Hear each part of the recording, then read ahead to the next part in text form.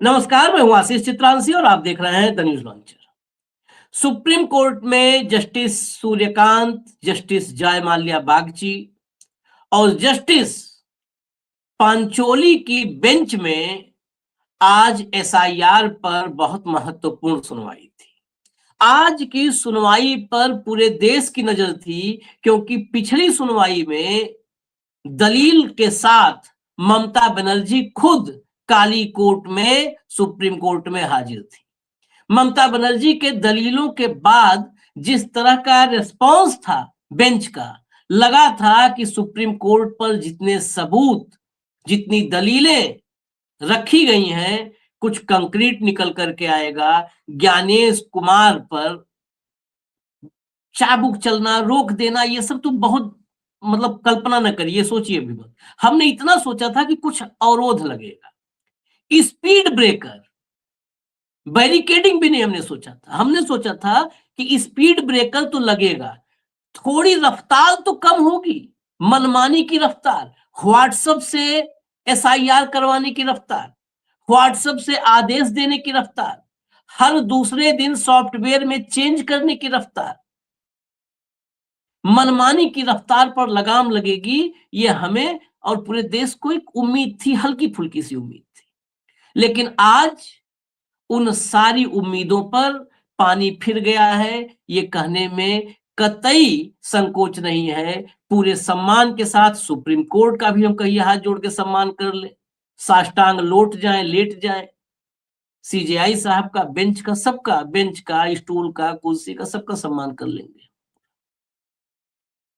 लेकिन पानी फिर गया है।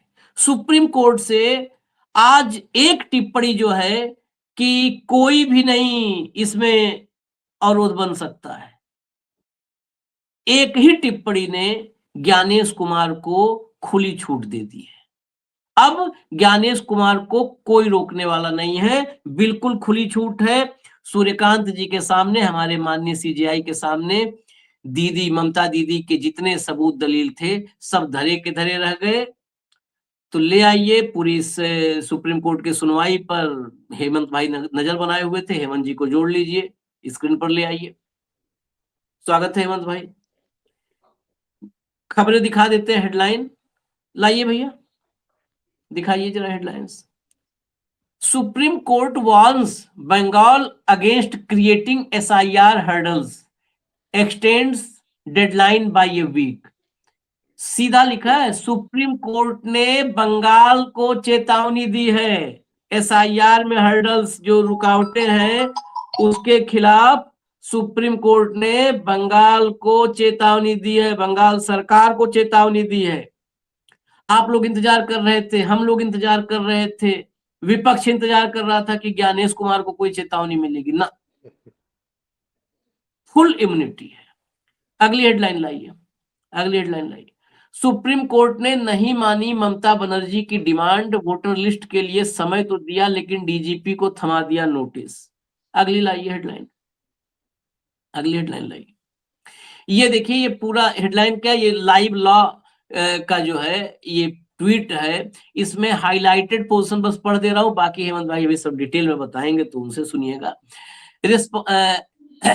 Responsibility assigned to be assigned to micro observers, जो 8100 माइक्रो ऑब्जर्वर है, और state government officials shall be only to assist EROs, AEROs, final decision will be taken by EROs only।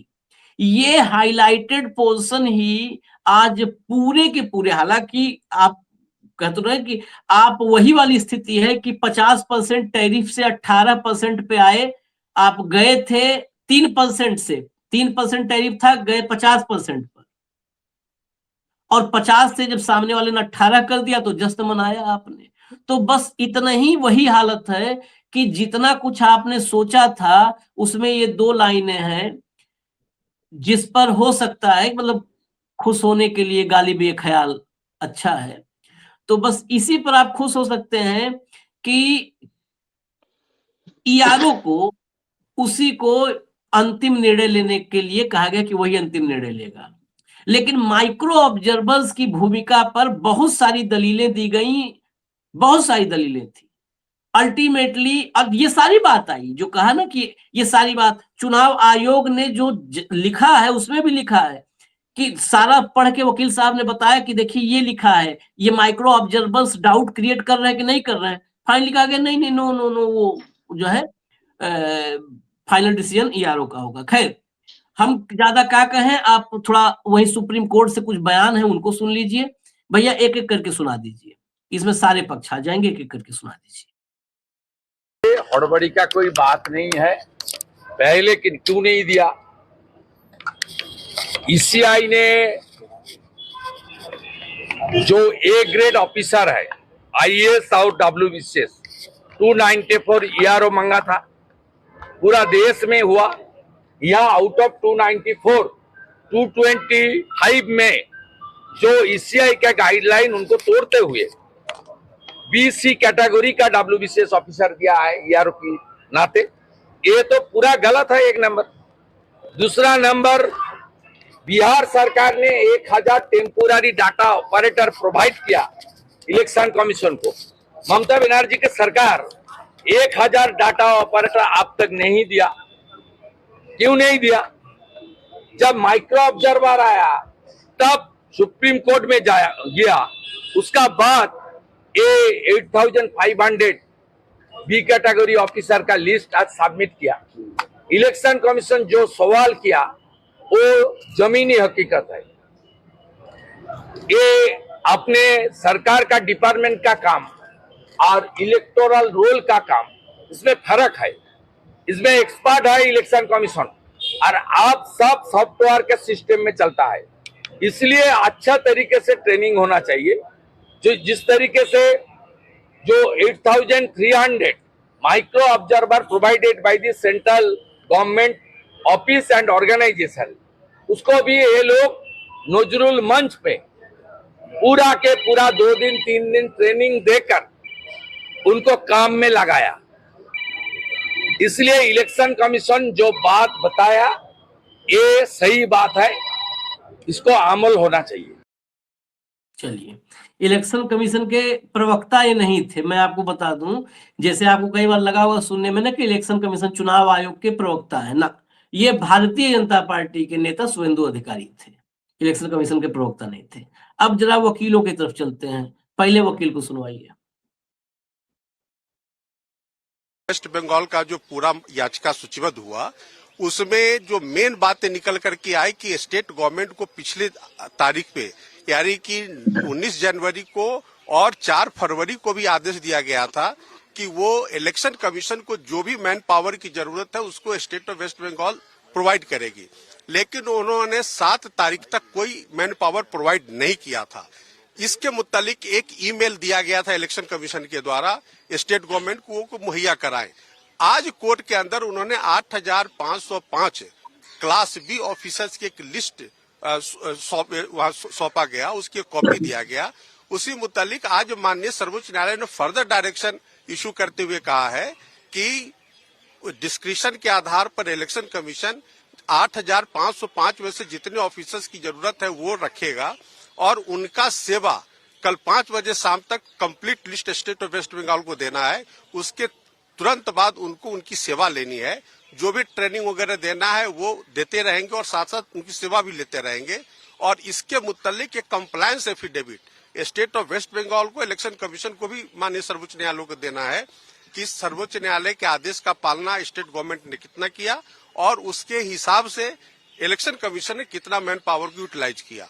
साथ ही साथ जो एक रहस्योद्घाटन हुआ कि जो ऑब्जेक्शंस आए जो एग्रीड पार्टी थे उनके तरफ से, उसको कुछ लोगों ने जला दिया, जिसके मुतालिक इलेक्शन ऑफिसर जो वहां हैं उन्होंने कंप्लेंट पुलिस को दी, लेकिन पुलिस ने उस पर कोई एक्शन नहीं लिया। इस पर सुप्रीम कोर्ट ने बहुत ही सीरियसली पूरे घटनाक्रम को लेते हुए स्टेट ऑफ वेस्ट बंगाल के डायरेक्टर जनरल पुलिस को शोकॉज नोटिस किया है कि वो अपना हलफनामा दे इलेक्शन कमीशन ने जो एफिडेविट फाइल किया है उसके आलोक में। और साथ ही साथ इलेक्शन कमीशन को कहा है कि अगर इनके आदेश को कोई अधिकारी नहीं मानता है तो उसके ऊपर एक कार्रवाई कर सकते हैं। एक आपत्ति जताई गई थी कि ममता बनर्जी खुद आके क्यों एड्रेस किया उन्होंने सुप्रीम कोर्ट, तो इस पर कोर्ट ने क्या देखिए, ऐसा है कि ये जो ऑब्जेक्शन था, हमारे जो वकील है Satish Kumar Agarwal, ex vice president Akhil Bharat Hindu Mahasabha का, उनके इंटरवेंशन में यह ऑब्जेक्शन लिया गया था कि आज तक भारत के संवैधानिक इतिहास में कोई भी सिटिंग चीफ मिनिस्टर याचिकाकर्ता के रूप में सर्वोच्च न्यायालय में या किसी उच्च न्यायालय में खुद पेश होकर के अपनी दलील नहीं रखी है। ये बात इन्होंने अपने एप्लीकेशन में कहा और आज माननीय सर्वोच्च न्यायालय में जब सुनवाई चल रही थी तो ये इनके तरफ से बात रखा गया। तो क्या कोर्ट ने इस पे कुछ संज्ञान लिया है? कोर्ट ने कहा कि ऐसी कोई अनहर्ड ऑफ कहानी तो है नहीं, लेकिन तब मैंने कहा कि अभी तक कोई भी सिटिंग चीफ मिनिस्टर सर्वोच्च न्यायालय में या उच्च न्यायालय में याचिकाकर्ता के रूप में नहीं आया है और न ही वो व्यक्तिगत रूप से अपनी दलील दी है। इसमें क्या काम था हिंदू महासभा का मुवक्किल और इन सब का क्या काम था? देखिए, इसी से आप देख लीजिए, ये चुनाव आयोग यहाँ पर भी हिंदू महासभा और सनातन महासभा, इसका मतलब क्या है कि इसमें भी घुस गए। चलिए अब कल्याण बनर्जी को सुना दीजिए। Today, the matter has been taken up by the court. A long hearing was taken place. The honorable judges have heard almost all the parties. And number one, that the 8,500% list which had been provided by the state government regarding the appointment of the micro observer, they have been directed to report to the ERO, concerned ERO, within 5 p.m. tomorrow. Then the election commission will look into their genuinity of the documents and thereafter they will take the decision.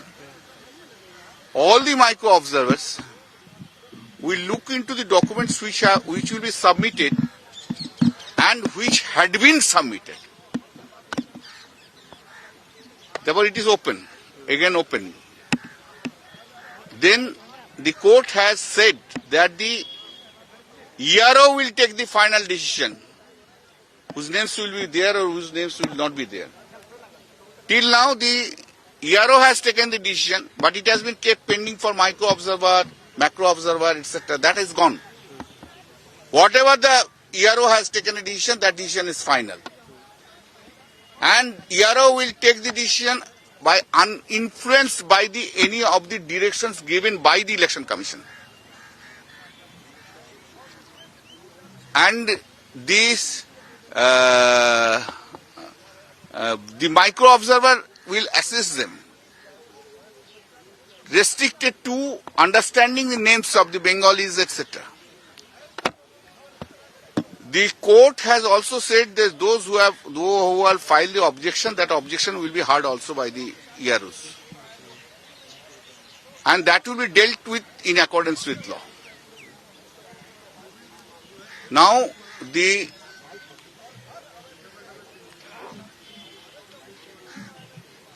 another part is that the Election Commission has lodged a complaint that there was a direction for the registration of the FIR, but FIR has not been registered.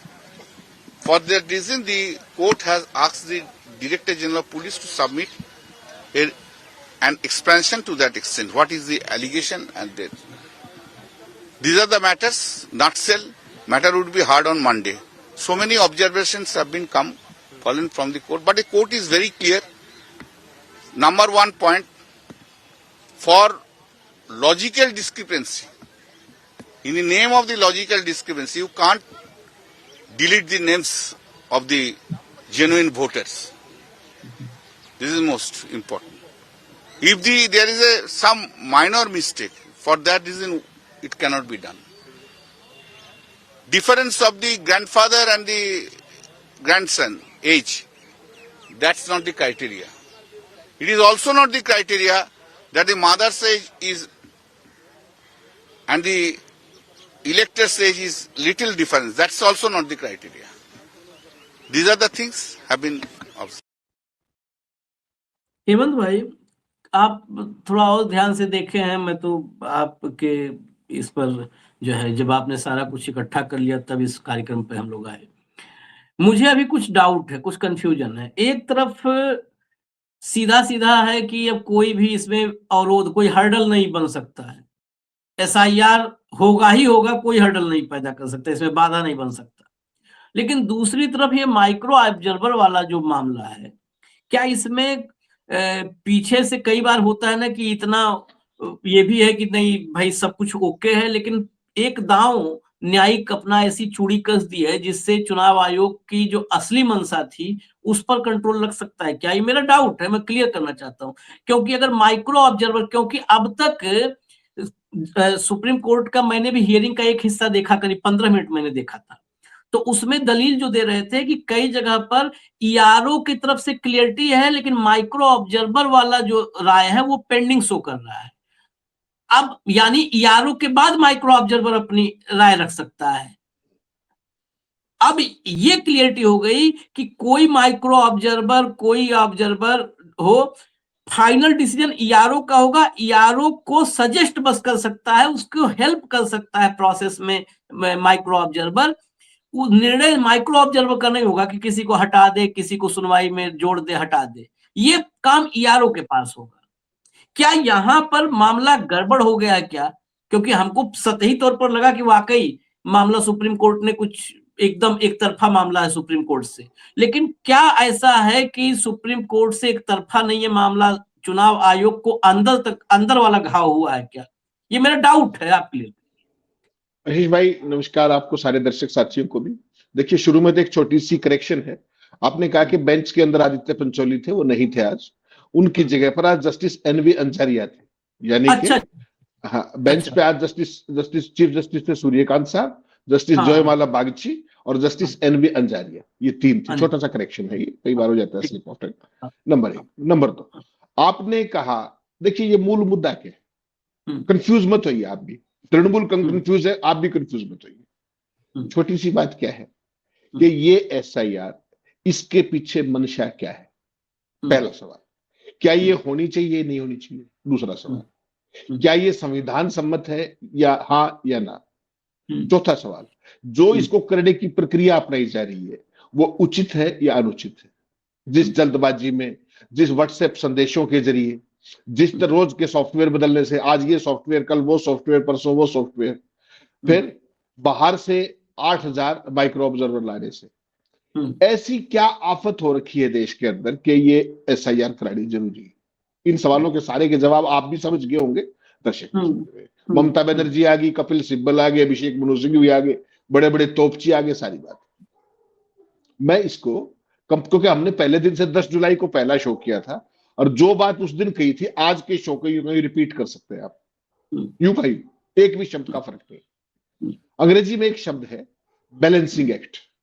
Balancing act क्या है कि मैं राशि चित्रांशी लड़ रहे हैं, तो एक जज साहब आए, दो आपको सुना दी, दो मुझे सुना दी, लेकिन फैसला पंचायत का वही है, नाली वही गिरेगी, एसआईआर होके रहेगी। आपकी भाषा में कुछ और बोलते हैं आप, हरियाणवी भाषा में हमारे यहां से बोलते हैं। तो बेसिकली क्या है, एसआईआर में कोई रुकावट नहीं आने देंगे, ये सुप्रीम कोर्ट का शब्द है। इसका मतलब क्या है कि आपने एसआईआर को संवैधानिक मान लिया बिना कुछ कहे, बिना ये आदेश ठहराए हुए। पहले आप क्या संदेश करोगे कि एसआईआर को चैलेंज कर रखा है ना, बिहार से लेकर सारी पिटीशंस के अंदर एसआईआर को असंवैधानिक बताया गया। आप कह रहे हैं एसआईआर में कोई रुकावट नहीं आने देंगे, तो आप ये पहले ये होल्ड कर देते ना कि एसआईआर की जो प्रक्रिया वैधानिक चल रही है। हाँ। वो कहे बिना आप कह रहे हैं रुकावट नहीं आने देंगे, पहला सवाल। फिर बंगाल में वोटर लिस्ट पब्लिश करने की जो सीमा समय से एक हफ्ता बढ़ा दी। बैलेंसिंग एक्ट समझा रहा हूं मैं क्या है। एसआईआर में कोई आप नहीं होने देंगे। आशीष चित्रांशी खुश, हेमंत अत्री किस बात में खुश, एक हफ्ता बढ़ा दी। फिर आशीष चित्रांशी नाराज होंगे, फिर डीजीपी को एक हफ्ते का एफिडेविट दो, ठीक। फिर उधर बैलेंस करना है क्या कि भैया जो ये तुमने लगाए हैं स्पेशल ऑब्जर्वर्स, माइक्रो ऑब्जर्वर्स, ये केवल सहायक की भूमिका में रहेंगे, ये मुख्य भूमिका में ईआरओज की मदद करेंगे केवल। क्या कहते हैं इसको? इसको बैलेंसिंग एक्ट कहते हैं। हकीकत क्या है, मुद्दे क्या थे? मुद्दा पहला ये है कि क्या ये एसआईआर वैधानिक है? क्या जिस जल्दबाजी में की जा रही है वो है? जिस तरीके से एनोमली सामने आ रही है उसको सॉफ्टवेयर के जरिए आप कर रहे हो, क्या वो तरीका ठीक है? क्या व्हाट्सएप के जरिए, संदेशों के जरिए इंस्ट्रक्शंस पास ऑन करना ठीक है? हम्म, किसी मामले को चिमटी से भी छुआ क्या? हम्म, तृणमूल भी आपकी तरह खुश हो रही है कि माइक्रो ऑब्जर्वर्स की चूड़ी टाइट कर दी। अरे भाई, हम्म, सारे का सारा सिस्टम तो उन्हीं के पास है। हम्म, वो जिसका चाहते हैं लॉगिन बना देते हैं, जिसका चाहते हैं लॉगिन हटा देते हैं। हम्म, किया कि नहीं किया? माइक्रो ऑब्जर्वर्स के लॉगिन से लेकर के तमाम सारा। अब कह रहे हैं हाँ, क्या कि बंगाल सरकार ने जो 8505 अफसरों की सूची दी है उसमें ट्रेंड लोग नहीं है। तो आपने जो ये माइक्रो ऑब्जर्वर भेजे थे, ये तो मेरे ख्याल इलेक्शन कमीशन में काम करते होंगे सारे। नहीं, इनकी तो बड़ी ट्रेनिंग कैंप ये शिविर तो चलाते हैं, ये तो मास्टर ट्रेनर होंगे सारे के सारे। बट नॉनसेंस शाखा इज में गोइंग ऑन क्या यार। है? हाँ, तो आप सोचिए, वो क्लर्क लेवल के लोग हैं, यहाँ एसडी और एक्सीएस को कह रहे हैं कि ये क्वालिफाइड नहीं है। हम्म, वो पब्लिक सेक्टर यूनिट में कौन सा चुनाव होता है बताना मुझे? वहां के भी लोग भेज रखे हैं माइक्रो ऑब्जर्वर बना करके। ये आशीष भाई कुछ नहीं है। जो 10 जुलाई के अपना दोनों की बातचीत है उसको एक बार याद कर लीजिए आंख बंद करके। सेम वही होके रहेगी एसआईआर। कितनी ही एनोमलीज हो, कितनी ही डिस्क्रिपेंसीज हो, कोई भी तरीका हो, एसआईआर होके रहेगी। ये तो साफ कह दिया ना अगलों ने कि एसआईआर में कोई रुकावट नहीं आने देंगे। इसके बाद आपको क्या तो सुनना है, क्या कहना है? हम्म, अभी तक एसआईआर की वैधानिकता को उन्होंने होल्ड किया है, होल्ड किया कि ये है, नहीं किया। हम्म, फिर आप कैसे कह रहे हो कि होके रहेगी? तो बहुत सारी तकनीकी पेच है इसके अंदर, बहुत सारी तकनीकी पेच। कहीं से भी दूसरी स्टेट से पकड़ करके मैं उत्तर प्रदेश में भेज दूं आपके पास, उनको भाषा ही समझ में नहीं आएगी, उनको वहां की कल्चर ही समझ। जो ममता बनर्जी उस दिन कह रही थी कि बंदोपाध्याय, फलाना पाध्याय, जितने भी जो उनके वहां की वो हाँ, कास्ट है, उसको समझने का बनर्जी और वो जिस तरीके चट्टोपाध्याय जितना बता रही थी उस तरीके से, तो वो सारी चीजें बाहर का आदमी क्या समझेगा? इलेक्शन कमीशन क्या कहता है कि इन्होंने हमें लोग नहीं दिए। अरे भैया, उन्होंने तो 90,000 बीएलओ दे रखे आपको। तो बेसिकली क्या है आशीष भाई, सुप्रीम कोर्ट के अंदर विद ऑल ड्यू रिगार्ड्स आपको बता दूं, जितने भी लोग ये कह रहे हैं ना कड़ी फटकार लगा दी, ये कर दिया वो कर दिया, अल्टीमेट क्या है कि नाली वहीं गिरेगी। आप गिनते रहिए। अल्टीमेटली तो ज्ञानेश कुमार जो चाहेंगे। अब तो ज्ञानेश कुमार को खुली छूट आज हो गई ना, अब क्या बचा? तो हम्म, अगलों ने कह दिया कि होके रहेगी, तो आप मौज करिए। फिर क्या है? जो मेरा आपको कहने का सबब है वो केवल इतना कि 10 जुलाई को जो हमने कहा था कि ये सारे का सारा पोस्चरिंग है, बैलेंसिंग है, लिंगरिंग ऑन है। बिहार में क्या हुआ था?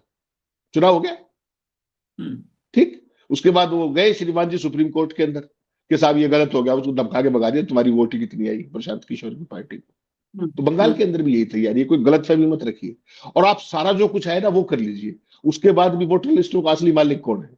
चुनाव आयोग, गणेश गुप्ता। जो करना हुआ कर देगा, जोड़ना हुआ जोड़ देगा, घटाना हुआ घटा देगा, आप घूमते रहने जाओ। हाँ, ममता बनर्जी कर लेंगे। और कि आज ये सुनवाई में आपने पूरी सुनवाई को फॉलो किया है। आज सुनवाई में कहीं पर ये तथ्य उत्तर प्रदेश से जो पिछले पिछले कम से कम एक सप्ताह हो गए, एक सप्ताह में उत्तर प्रदेश से जो वीडियोज आए हैं उनकी कोई चर्चा नहीं हुई क्या हेमंत भाई? जिसमें खुलेआम प्रिंटेड फॉर्म बंट रहे हैं, एक एक बीएलओ को जबरन धमकियां दी जा रही है, बदतमीजी की जा रही है, गालियां दी जा रही है कि 500 फॉर्म में साइन करो, रिसीविंग दो, बाकी हम देख लेंगे। मतलब बीएलओ ने जैसे साइन किया, आप समझ लो वो वारंट हो गया, वो मतलब वो नाम कटने फाइनल हो गया। केवल बीएलओ की एक दस्तखत चाहिए, हो सकता है आगे दस्तखत की भी जरूरत ना हो, वो भी प्रिंटेड आने लगे, क्या पता भैया। कल वो दिखाया तो था कि अंगूठा लगाते इनके दस्तखत कर रखे फार्म 7 पे। कल दिखाया नहीं था अखिलेश यादव ने, हमने चर्चा की थी। हाँ, हाँ, ऐसा है ब्रॉडली एक चीज समझ लीजिए, जो कुछ होना है वो होकर रहेगा। ये सब आईवास चलता रहेगा, ये बैलेंसिंग चलती रहेगी। और अगर आपको और ज्यादा मेरे से ब्रूटली सुनना है तो आप जो चंडीगढ़ के मेयर के चुनाव में वो पकड़े गए थे श्रीमान जी, उनके साथ क्या क्या किया था सुप्रीम कोर्ट में, ये है वो है, संविधान की हत्या है, फला है, जो जो कुछ कह सकते थे, ठीक, उसको कोई शोकॉज नोटिस भी हुआ है क्या आज तक? मौज कर रहा, उसको तो इनाम मिल गया जो करना था उसका। गणेश गुप्ता भी इनाम के लिए और मौज के लिए उसके लिए आए हैं, केवल इतना समझ लीजिए। माइक्रो ऑब्जर्वर्स क्या कर लेंगे, ईआरओ क्या कर लेंगे? महाराष्ट्र में ईआरओ नहीं थे क्या? हरियाणा में नहीं थे? दिल्ली में नहीं थे क्या? क्या कर लिया? जो करना था कर दिया। चुनाव प्रक्रिया होने के बाद भी वोट बढ़े कि नहीं बढ़े? जिनके काटने थे वो कटे कि नहीं कटे? बहुत सारे सवाल है, मैं एक सवाल ऐड कर देता हूं। This is just free for all for election commission. They can do एक वट एवर सवाल दे वांट। ये सुनने में लगता है, मैंने इसीलिए कहा था, इसीलिए मैंने कि मन में कोई भ्रम हो, वो सवाल पहला सवाल ही इसीलिए था क्योंकि बहुत जगह ये देखेंगे आप हेडलाइन में कि बहुत बड़ा झटका, सुप्रीम कोर्ट से ज्ञानेश कुमार को झटका, चुनाव आयोग की क्लास लगा दी, बैंड बजा दी इस टाइप की। इसीलिए वो सवाल किया था कि कोई भी भ्रम हो तो उस भ्रम को दूर कर दीजिए, कोई झटका नहीं है। इसलिए अब ठीक है, ईआरओ पर, इसमें एक लाइन और जोड़ दूं, ईआरओ को फाइनल डिसीजन लेना है। नोटिस भी जो होता है ना, नोटिस भी दिल्ली से नहीं जारी होता, लेकिन नोटिसेज कैसे गए हैं, आप लॉगिन किए तो आपके लॉगिन करते ही नोटिस रेडीमेड सारे मिले। वहां पर आपको पड़े मिले हैं। छपे छपाए। हाँ, प्री जनरेटेड मतलब ऑटो जनरेटेड नहीं कहेंगे, प्री जनरेटेड कहेंगे, क्योंकि ऑटो तो होगा नहीं, कोई ना कोई जनरेट किया होगा, जनरेट करके उनके लॉगिन पे गया। वहां पर एम्प्लॉई जब चुनाव में एसआईआर की प्रक्रिया में लगा हुआ एम्प्लॉई अपने मोबाइल में जब लॉगिन करता है तो देखता है कि 500, 1000, 1500, 2000, 5000 नोटिस उसके यहाँ पहले से पड़े हैं उसके, जबकि वो जो है नोटिस जनरेट करने का काम उस एम्प्लॉय का है, लेकिन वो जनरेट भी नहीं कर पा रहा है। तो ईआरओ के हाथ में दे दिया ताकत, अंतिम फैसला, ईआरओ फैसला ले लिया, यहां से दिल्ली से कट जाएगा सॉफ्टवेयर से एक झटके में। क्या करोगे? जैसे जब नोटिस ही जिसको जारी करना है उसकी जानकारी के बगैर नोटिस जारी हो जा रहा है, तो जिसको अंतिम निर्णय लेना है उसके जानकारी के बगैर अंतिम निर्णय हो जाएगा। अरे है ना आशीष खतरा? भाई इसको साधारण कर लीजिए आप। आशीष चित्रांशी जी ने अपना लॉगिन खोला, ठीक, उसमें आपने डॉक्यूमेंट्स वेरीफाई करके कि भाई किसको नोटिस जा रहा है किसको, वो आप तो उस काम के लिए है, और जैसे ही आपने लॉगिन किया उसमें 60 नोटिस मिल गए बड़े बड़े, पहले से पड़े हैं। हाँ, बस मौज कीजिए जाइए आप, आपका भी काम आसान, उनका भी काम आसान।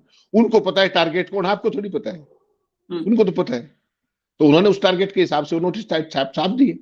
आप किस किस का क्या क्या मिलाओगे, मिलाते रहिए, घूमते रहिए, आप निकलोगे कोई और कर देगा। लेकिन इसको ये सारी जस्टिफाई चीज कैसे किया जा रहा है, मैं तो ये नहीं कर समझ पाया रहे इसको हैं, जस्टिफाई कैसे? जो सामने बैठा हुआ है उसको वो जस्टिफिकेशन मांग रहा है क्या आपसे, मांग रहा है वो। आपने कहा 14 तारीख तक का मैं समय, बोला ठीक है 1 हफ्ता और दे दो, क्या हो जाएगा 1 हफ्ते में? 1 हफ्ते में सारी डिस्क्रिपेंसी दूर हो जाएगी, लॉजिकल सॉफ्टवेयर ठीक हो जाएंगे, सारी ग्लिचेस ठीक हो जाएंगी। ऐसी आफत क्या है कि इतनी जल्दी में ही किया जाना है? इसका जवाब कोई क्यों नहीं दे रहा, इसको कोई पूछ क्यों नहीं रहा? बता दीजिए आप। बिहार में कर लिया आपने सारी कवायद, बता दीजिए कितने घुसपैठी आए थे, कितने विदेशी थे, बता दो, सुप्रीम कोर्ट को बता दो, मुझे आपको मत बताओ। ये सारा प्रोजेक्ट आशीष भाई बिल्कुल 100% वही है, भारतीय जनता पार्टी की सत्ता सुनिश्चित करने का। और आज का जो ये आपने देखा जिस तरीके से केवल बैलेंसिंग एक्ट है, इसके अलावा कोई गलतफहमी ना तो तृणमूल पाले और ना हम जैसे लोग पाले कि भाई वहां पे ये हो गया और वो हो गया, ये कह दिया और वो कह दिया, कुछ नहीं हुआ ऐसा। ठीक, फाइनल चीज होती है अदालत में, फाइनल चीज अदालत में होती है ऑर्डर क्या है, ऑर्डर के अंदर देख लीजिए, 2 आपकी 2 मेरी, छुट्टी। भाई नहीं हेमंत भाई, पहले आज से 5 साल पहले, मतलब 5-6 साल पहले तक, 5-6-7 साल पहले तक ऑब्जर्वेशन से भी डिसीजन का अंदाजा लग जाता था कि ऑब्जर्वेशन कोर्ट का क्या है, वो डिसीजन और ऑब्जर्वेशन में एक साम्यता होती थी। अब तो ऑब्जर्वेशन अलग, डिसीजन अलग, यही तो हर आदमी हैरान है, जितने न्यायविद हैं, कानूनविद हैं, सब हैरान है कि ऑब्जर्वेशन मतलब ऑब्जर्वेशन टिप्पणियां क्या जोरदार आती हैं, और डिसीजन आता है तो उन टिप्पणियों से कोई लेने देना नहीं रहता डिसीजन का। मैं एक क्लिप जो है आपको दिखा दूं, जब हियरिंग चल रही थी उसमें कुछ एक हिस्सा है महत्वपूर्ण, वो जरा चला दीजिए, फिर फाइनल कमेंट लेंगे। On names, and these are mapped individuals. Last time, Yes. Last Yes. time we said that because of the known availability of sufficient manpower, Yes. the election commission was compelled to take up persons from the outside the state. Yes, special That officers. micro Yes. something, Yes. observer, Micro observers. whatever Yes. it is. Yes. But during the course of hearing last time, Yes. verbally. We indicated that we would. Yes. We have given them the particulars of 8,505 officers. We've arranged it, and I'll just hand over. So just give the note. Because Just what the will note. happen is Sorry. that suppose a person from Delhi Yes. or Rajasthan or Punjab origin, suppose he goes there, Yes. he will not be able to understand this mismatching. Yes. So issue. that's one thing. And the second element is, of course, also, my lords, on respect of jurisdiction, which we'll come to. But if your lordship just takes up this supplementary note, which I've just handed, just to respond to the, yeah, just leave this. This is exactly to answer your question. Give it to the other side. Give it to the other side. Page 6, my lords, page 6. Please go to, yeah, this is the email of 7th of February, which was on Saturday. In terms of the observations made by the Honorable Court during the hearing of the captioned matter on 4th of February 2026 and under instructions of the government of the state of West Bengal, please note that West Bengal is ready and willing to make available 8,505 number of Group B officers. This mail is being sent on 7th February. Yes, it was on the weekend, my lords. It was on the weekend, but we had to get the available officers. All the particulars are given. Because we have not burdened the record here with the individual names, but they have been supplied with the individual names. Have you sent the list of these 8,000 something? Yes, yes, yes. Have you received this list? Yes. So, my lord, your lordship will see the Kindly see the district-wise. next page. In the same note, kindly see the next page. Yes, the next page. This is what they say the detail. District-wise indicative list of number of Group B officers who can be made available, and we've particularized the names. The names are given and were sent. See, because that is the whole problem. Yes. The officers with their full nomenclature, designation and particulars. Yes. The names will have to be sent, then only they can take them temporarily on deputation, kind of. Yes, yes, yes. Statutory deputation. That will be furnished. We've given the particulars because we asked them kindly confirm the same at the earliest, whereupon the requisite particulars of these officers shall be shared. Only number is given, not the names. No, the names are fully compiled. If your lordship sees the email at page 6 of this note, Of which kindly confirm the same at the earliest. So we furnished the district-wise particulars and we said that you please just confirm whereupon the requisite particulars of these officers shall be shared. For further action, so they can be immediately deployed, my lords. These are all made available. हाँ हेमंत भाई, अब सुन लिया आपने, final comment कर दीजिए चर्चा में और क्या करेंगे। नहीं आशीष भाई, मैं तो फिर वही एक ही लाइन की बात है कि इस पूरे मामले को एक बार आप इसको जो कुछ चल रहा है उसके तरह ये देखिए कि आम आदमी को सुप्रीम कोर्ट में जाने के बाद भी क्या क्या राहतें मिली। नंबर 1, सुप्रीम कोर्ट में यही बेंच थी, जस्टिस सूर्यकांत साहब उस टाइम चीफ जस्टिस नहीं थे, तब इन्होंने ये केसेस हियरिंग करनी शुरू किए थे। तब इन्होंने कहा कि आप मृतक लोग हमारे पास लाके दिखा दो, जिनका सूची में जिंदा लोग दिखा दो, जिनको मृतक बताया गया है, हम विल टेक एक्शन। लेके आए कि नहीं जोगेंद्र यादव और कितने लोग लेकर के आए, क्या हो गया? शुरू से लेके आखिर तक एक ही बात है, जितने भी पिटिशनर हैं दूसरी साइड के, वो यही कह रहे हैं कि साहब ये जो कवायद है ये असंवैधानिक है। ठीक, उसको बिना अपहोल्ड किए कि वैधानिक है या असंवैधानिक है, उसको कह दिया कि ये तो होके रहेगी, इसमें कोई भी देरी बर्दाश्त नहीं की जाएगी। तो उसके बाद मुझे लगता नहीं कि आर्गुमेंट आप करते रहिए 6 महीने और, होगा वही जो गणेश गुप्ता चाहते हैं, जो मोदी जी चाहते हैं, दिशा। चलिए, हो यह वही जो मोदी एंड ज्ञानेश रच रखा। बस इजाजत दीजिए हमें, देखते रहिए आप लोकतंत्र का ये नया दौर, न्यू नॉर्मल। इजाजत दीजिए, धन्यवाद हेमंत भाई।